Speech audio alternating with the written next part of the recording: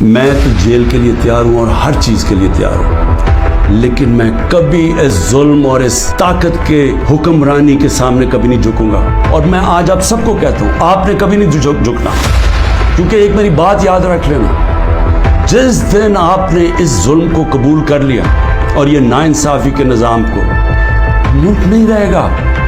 کوئی قوم نہیں سروائیو کرتی اس طرح۔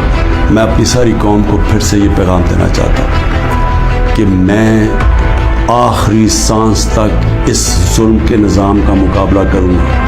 جب تک میرے ملک میں حقیقی آزادی نہیں آئی، میں اس کی جدوجہد کروں گا۔ جو مرضی کر لیں، جیلوں میں ڈالیں، جو مرضی کریں، دھمکیاں دیں، یہ سمجھتے ہیں کہ شاید اس کی وجہ سے میں ان کے پاس جاؤں اور کہوں کہ جی مجھے معاف کر دو کہ میں نے آزادی کی بات کی تھی، مجھے معاف کر دو۔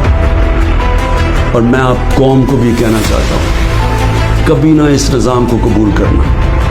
جس دن آپ نے اس کے سامنے اپنا سر جھکا دیا، آپ کا کوئی مستقبل نہیں رہے گا پاکستان میں۔